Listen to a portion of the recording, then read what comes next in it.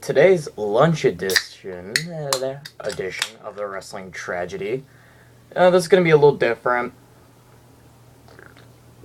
I was debating which one I personally want to make. I have a ton in mind. I'm not going to say what they are, so it's a surprise for the future. Some might surprise you, some might not. But today's Wrestling Tragedy isn't really something that necessarily happened. It's more or less something that, should still be around today, but isn't, and it's a tragedy for the wrestling business that's not. So today's Wrestling Tragedy would be the tag team division. Okay. Before I get started, actually, I'm gonna take a bite of this later. I'll finish it later, yay. No. But you can inbox this channel, or if you really want to, you can comment. I prefer the inbox, because I'll catch it sooner and stuff like that. But you can inbox a Wrestling Tragedy topic that I can do next, because really I got a shit ton of fucking Rivalry series to do, but Wrestling Tragedy is kind of going a little slower now. But this topic I chose myself, and the reason I chose it, I'm going to name a couple great superstars in the WWE, and I'll name the tag team they're in. Bret Hart, the Hart Foundation, Shawn Michaels, the Rockers, Stone Cold Steve Austin, the Hollywood Blondes. I know it's a different company, but he still got to re-innovate himself and try a different thing while in WCW in a tag team with, of all people, Flying Brian Pillman. And honestly, that tag team was a pretty good tag team. Kind of like, to me, is like two Joey Ryans to the max or something. I don't know. It was just a good tag team. Other than that, I don't want to say The Rock because he was in the Nation. Triple H was part of the Clique, so you could also say, factions. Good factions, I should say.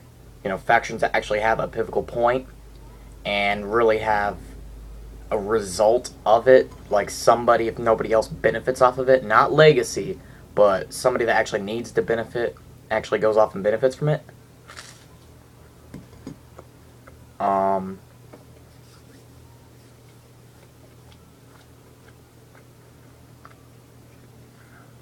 You could even say Shelton Benjamin. Gave us many Money in the Bank moments, multi-time mid-card champion. So even though he wasn't a heavyweight main eventer, starting off in the World's Greatest Tag Team got him there. Jeff and Matt Hardy. Edge and Christian. It's guys like that were either one of them were in a tag team division. You can talk about Anvil and Jannetty, and only one of them benefiting. But other times, both of them can benefit. Christian is now a two-time World Heavyweight Champion. Wasn't the right way, but he is. And then on top of that, you look at Matt Hardy, ECW World Champion in his own right, mid-card champion once, Cruiserweight Champion. Still went on to give some of, if you ask me, he still did some of the better stuff in SmackDown, especially the Matt Hardy version 1. Matt Hardy does not like mustard. Matt Hardy's favorite music is blah blah blah, stuff like that. It was just hilarious to me. And Shannon Moore being his little guinea pig and shit. And of course Jeff Hardy, who probably sold some of the most stuff during his time in his second run in WWE, I should say. It's a good shit. I'll give you a hint, it's not Nutella, it's Jif chocolate. It's not a hint, but still. Anyways. But now look at tag teams you got. I'm not going to try to be the downer, but some tag teams in the past, I felt could have hugely still had something come of it. Most of you guys won't remember, because mostly I can't even remember their name, but Michelle McCool brought in a tag team in 2006. And one of those guys, I'm going to give you a hint. He wore a robe. He wears a robe now, actually. But he didn't then. You want to know who it was? Damien Sandow.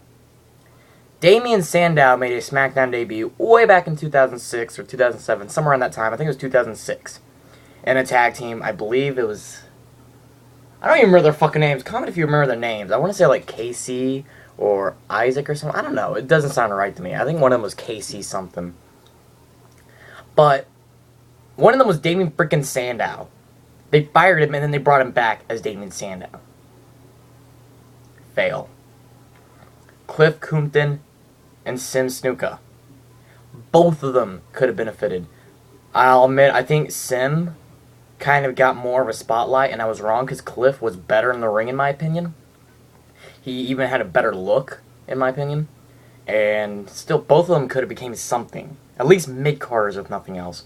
But Cliff is fired before you fucking know it, and Sim Snuka almost joined Legacy just to get fucking tied in with Manu, and then nothing happened with him.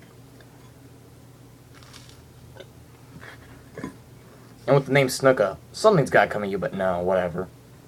Tamina's still there at least. Interesting note.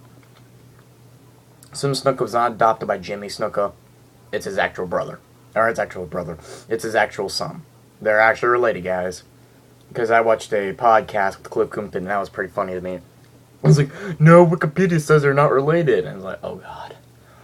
Well, I know the guy. But you looked at Wikipedia. Excuse me for questioning you. Funny guy too. Funny guy too. Other tag teams.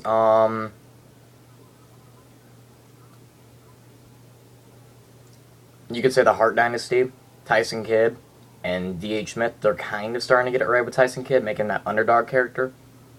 If they had a goddamn cruiserweight division, he'd be perfect for it. But that'd make too much sense with all the cruiserweights they have now. And all the cruiserweights they're still fucking hiring. That'd make way too much sense to bring back the cruiserweight belt and actually book for it. And even if not book for it strongly, still have a couple matches opening a pay-per-view or such. That'd make too much fucking sense. And that'd be too fucking entertaining and too different. So let's never do that.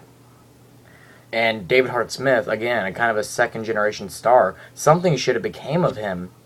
But really, it didn't. Also, another team that reminded me of, the Bulldogs. Dynamite Kid and the British Bulldog. British Bulldog, many people are going to argue he should have been a world champion. I kind of agree. But, in a way, not everybody can win the freaking belt, you know what I mean? And even though nothing really became a Dynamite Kid as a singles competitor, still an entertaining guy. Gets compared to Chris Benoit quite a bit, so that's something to point out.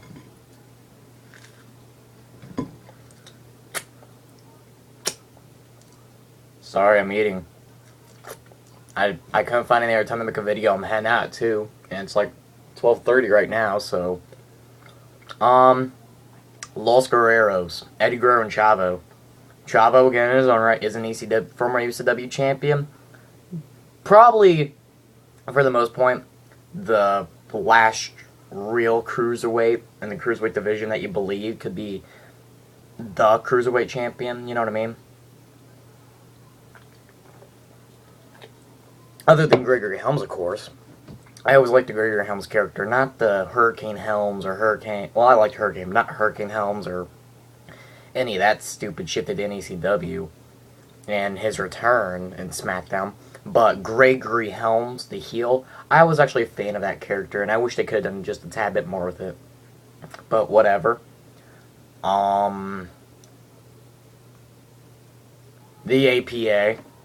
Even though they never got it right with Farouk after he left the nation, Bradshaw became the longest reigning SmackDown champion. He came from the APA. Actually, he came from first to Blackjacks with Barry freaking Windham.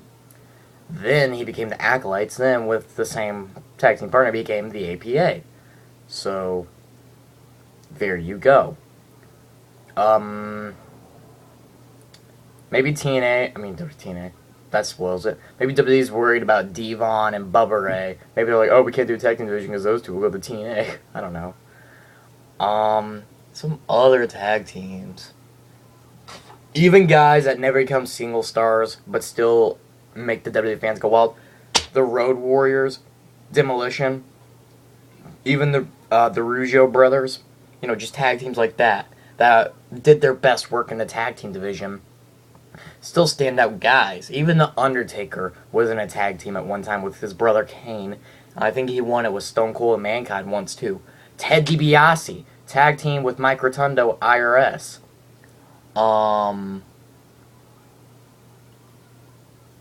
Rey Mysterio is in a tag team with Rob Van Dam. It wasn't really a permanent tag team, and it wasn't their main focus, but it was still a nice little tag team to the tag team division.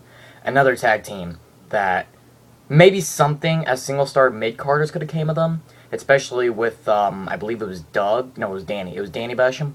The Basham brothers. They were going to do this weird gimmick where he had, like, this eye paint, and I think they were going to do something with Danny. I thought it was going to be kind of interesting, but they just released them both at the same freaking time, and nothing came to the Bashams. Even though Doug is quite a bit older than Danny, I still think Doug could have been just a fine, if nothing else, enhancement talent, kind of like a Mike Knox was for the longest time. I think he would have been just fine at that job, and maybe get a couple mid-card matches, you know? And I think Danny probably could have became a good mid-card champion heel, or just even a good mid-carder for a long time to come, you know, like 3 years or so, in that mid-card division, kind of like Carlito was in his last few years in WWE. That's another thing, Carlito and Primo. That, you could argue that was the last real tag team, the Colognes, and now you got Primo and Epico. So they're kind of getting it right. Now you got Primo, Epico, Titus O'Neil, Darren Young, Kurt Hawkins, Tyler Rex. But that's the thing, with Hawkins and Rex, they've been buried completely by losing to Ryback with both of them, and to be honest, putting up little to no fight. They put up more fights in their single matches than they did the fucking handicap match on pay-per-view. Kofi and Truth, it's just they're like Rey Mysterio and RVD, or Booker T and RVD. They're just mid-carders put together. You can do that sometimes, but really, they're the tag team division right now, and that's kind of sad. Other than that, not a whole lot of other tag team divisions. I think they're getting it right in their developmental program. I really like the team of Jake Carter and Corey Graves. I like their finisher. I like how they kind of look like the guys, you know, the high school guys that girls crush on. I like that. And then you got the Ascension. That's more of a creepier tag team, and just fucking take house when they're in the ring. We need tag teams like that, and all the good tag teams, to be quite honest with you, other than Titus O'Neil and Darren Young, they're in fucking FCW. So here's what I'm asking WWE in the next year. Bring up either or a better tag team, not a better tag team, but another tag team, from FCW or NXT, if you want to say, to the main card, and make them a tag team, believable tag team. Even if they lose a tag team title match, they could still be a believable tag team. Make your tag team division come back. And maybe I'm asking too much, but do something with the Cruiserweights. You have Evan Bourne, Sin Cara, Rey Mysterio, even though he's in a main event, he could fight for a one-time or even a non-title match, and just put on a hell of a Cruiserweight match, maybe at a Survivor Series or something. You have Primo, Epico. Continuing on to maybe the FCW division, you have an Xavier Woods. You have a, this is why I usually look at, sometimes I'll look at roster pages. I know they have a lot fucking more, though. If maybe they want to bring with the light heavyweight belt, you could put Kofi Kingston in there, because I'm sure he's a light heavyweight. There's a whole bunch of guys that you have on your roster right now that you could put in there. Tyson freaking Kidd, JTG, Yoshitatsu. See what I'm saying? A lot of guys that aren't doing shit, and they could be fine cruiserweights. Maybe not win the belt, but just be cruiserweights. And they could put on good fucking matches. But WWE and all their logic, they won't do it. So, this is kind of a mixture of the wrestling tragedy. The different divisions are gone. There's no really different divisions. It's just main event, upper mid-carders, lower mid-carders, and a shitty tag team division that kind of has everyone in it at times. Whatever, though. That's it for this wrestling tragedy. If you want, inbox me Rivalry Series, inbox me Wrestling Tragedies, inbox me 15 reasons somebody or something sucks. I'll do them. We'll talk to y'all later. Peace.